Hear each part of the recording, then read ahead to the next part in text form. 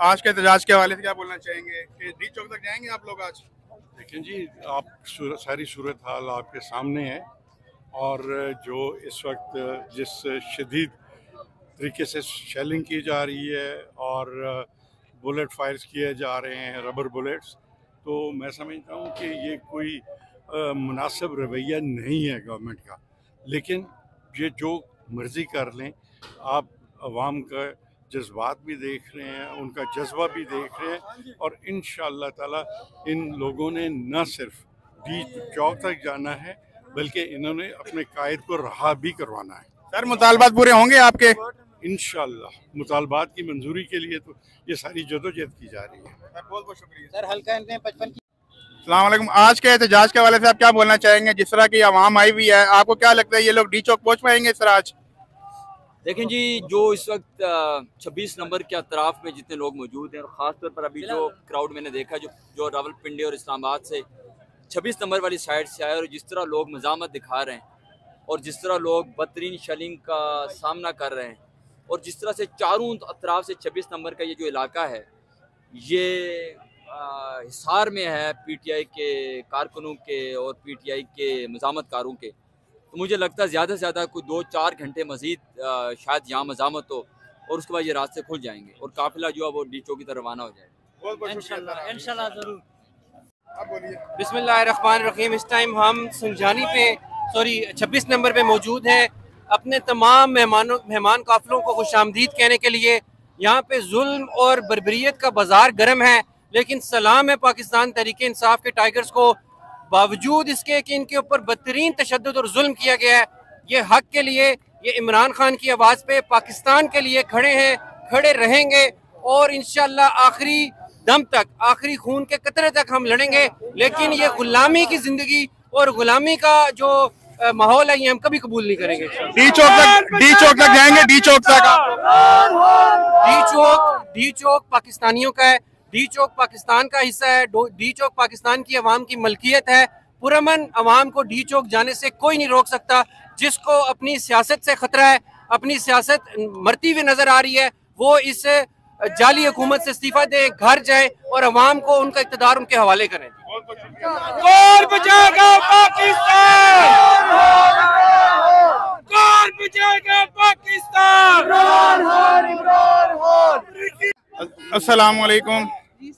आज के हवाले से एहतजाज माशाल्लाह आपका बहुत ज़बरदस्त हो रहा है यहाँ पे। ये इसी तरह आप एहतजाज आप डी चौक पे लेके जा सकेंगे या यहीं पे आप खत्म करेंगे एहतजाज? डी चौक पे तो अवाम ने खुद जाने और अवाम चली जाएगी इंशाल्लाह।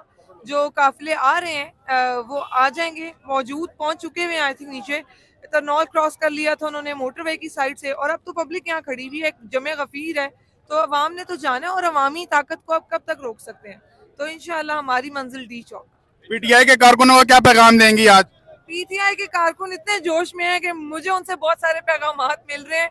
उनको क्या पैगाम देना है? उनको पता है कि ये जिदोजहद उनके अपने हकूक के लिए, इस मुल्क के हकूक के लिए, उनकी नस्लों के हकूक के लिए। तो इस बार PTI कारकुन क्या अवाम अपने जज्बे से निकली हुई है मुल्क के लिए, इमरान खान के लिए। इस दफा आप अडयाला जेल से इमरान खान साहब को निकाल पाएंगे क्या? नहीं, बिल्कुल इंशाल्लाह ताला। हमारे मुतालबात में जो खान साहब की तरफ से 3 हमें मुतालबात दिए गए थे, उनमें खान साहब की रिहाई उन्होंने खुद नहीं दी, लेकिन हमारा पहला मुतालबा ये है कि खान साहब को रिहा किया जाए। बाकी मुतालबात वो खुद आके बताएंगे इंशाल्लाह। बहुत बहुत शुक्रिया। क्या बोलेंगे, डी चौक पहुँच पाएंगे या यहीं पे आपका एहतजाज खत्म होगा तरनौल पे? जनाब, इस वक्त जो सूरत हाल है, जो अवाम यहाँ पर जिस तरह से मौजूद है और जो काफिला है वो अली अमीन गंडापुर साहब का KP वाला मियाँ वाली से, वो सब लोग यहाँ पे पहुँच चुके हैं और मैं खुद देख के आया हूँ। माशाल्लाह बहुत बड़ी तादाद वहाँ पर भी मौजूद है और यहाँ पर कंटेनर लगे हुए हैं, लेकिन उम्मीद है कि ये खुद हट जाएंगे कंटेनर और फिर हम इंशाल्लाह डी चौक की तरफ, ये जो भी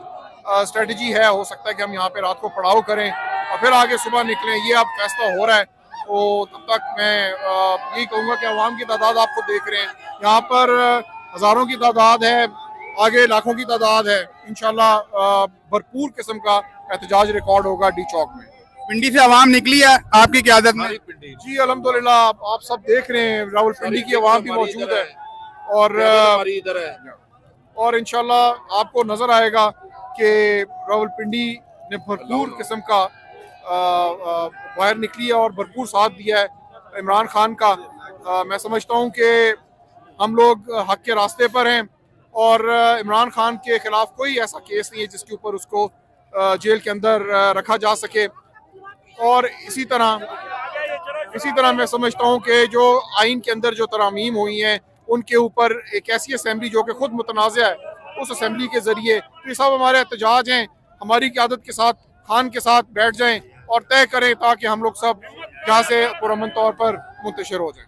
सर ये मीडिया पे तो बता रहे हैं क्या नाम इनका एहतजाज नाकाम हो गया था, मीडिया के हवाले से क्या बोलेंगे? अभी तो एहतजाज शुरू ही नहीं हुआ, अभी तो सिर्फ हम इकट्ठे हो रहे हैं, अभी तो ट्रेलर है ये। धमकियां दे रहे हैं।